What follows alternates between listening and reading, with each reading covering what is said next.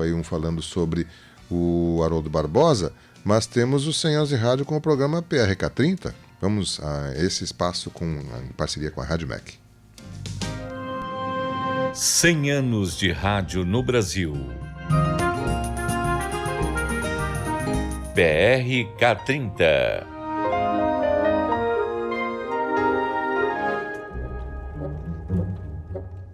O PRK30 foi um dos mais bem-sucedidos programas humorísticos da história do rádio brasileiro.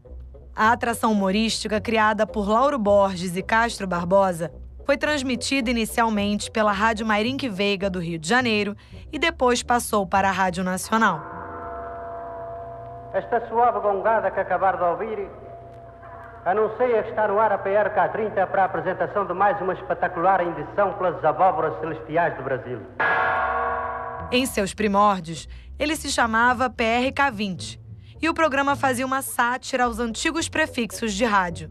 O PRK30 se apresentava como uma emissora de rádio clandestina, satirizando atrações da época, como novelas, programas de auditório e transmissões esportivas. Isabela Sais, jornalista e neta de Lauro Borges. Era um humor que falava com todas as idades, tanto que você tinha de crianças passando por adolescentes, jovens, adultos e senhores e senhoras, né, ouvindo o programa e fazendo questão de ouvir o programa, parando tudo para ouvir, porque eu acho que a gente tinha ali um trabalho feito, um trabalho muito visceral, feito com o coração, feito com aquilo que vinha, feito na intuição. Eu não conheci o meu avô, mas sei que o meu avô era uma pessoa absolutamente intuitiva. Então era tudo muito feito na intuição. O PRK20 estreou em 1942, como um quadro no programa Sorrisos Colgate, na Rádio Clube.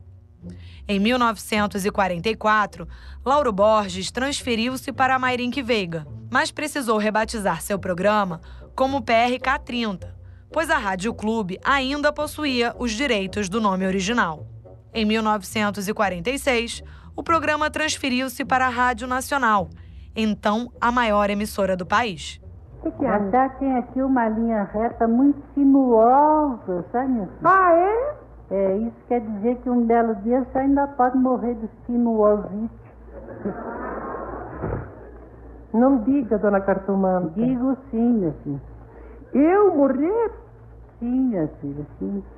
Se algum dia eu tiver a certeza que eu vou morrer, eu me mato. Muita gente me pergunta sobre o segredo do sucesso da PRK30. Eu não acho que haja um segredo para o sucesso tanto do Lauro Borges quanto do Castro Barbosa nessa super empreitada que foi a PRK30. Eu acho que, na verdade, havia ali dois parceiros de trabalho com uma química enorme, cada um ali na sua função, né? O meu avô escrevendo os roteiros, o Castro como parceiro dele ali de atuação. Duas pessoas muito bem aceitas pelo público, fazendo um humor que era muito transparente, um humor muito inteligente, né? E ao mesmo tempo muito transparente, sem nenhuma intenção nas entrelinhas.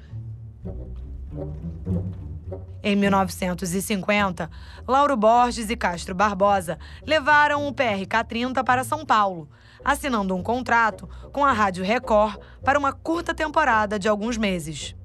Em 1955, o programa retornou a Mairinque Veiga e, em seguida, mais uma vez, em 1959, foi para a Rádio Nacional. Neste mesmo ano, e apesar da resistência de Lauro Borges, o PRK30 estreou pela TV Paulista, ficando quase 5 anos no ar.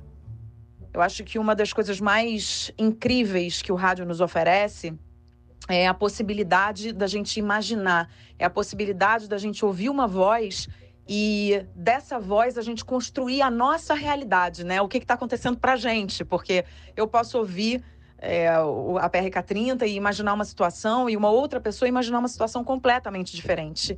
E isso é o que o rádio traz de melhor, isso é o presente do rádio para nós, né? É a gente deixar a nossa imaginação sem limites para imaginar tudo o que a gente quiser e o que a gente não quiser. E a imagem, ela limita um pouco isso. Então, eu acho que talvez o meu avô fosse resistente a essa questão da PRK30 ir para a TV por conta disso. Mas isso é uma suposição. O PRK-30 foi ao ar na Rádio Nacional até 1964, quando o programa chegou ao fim. Mas a influência de seu humor se mantém até hoje. Eu acho que mais do que inovação, a gente pode falar de contribuição, de legado da PRK-30, né, para os humoristas de hoje, para os programas humorísticos que vieram depois. Os ônibus andam sempre tão cheios. Ainda outro dia eu viajava em pé num deles e comecei a cochilar. Demora. De repente, sem querer, acabei sentando na cabeça de um careca que estava no último banco.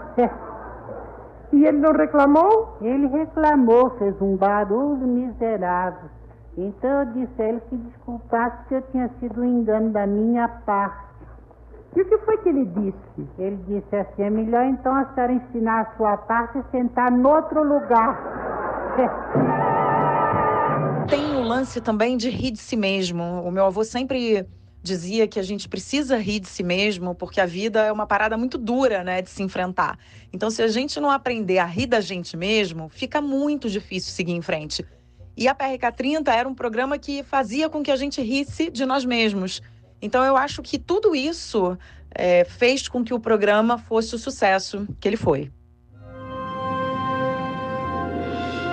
2022. 100 anos de rádio no Brasil. Uma produção Rádio MEC, com o apoio desta emissora. Resgatando mais um pouco da história do rádio brasileiro, né?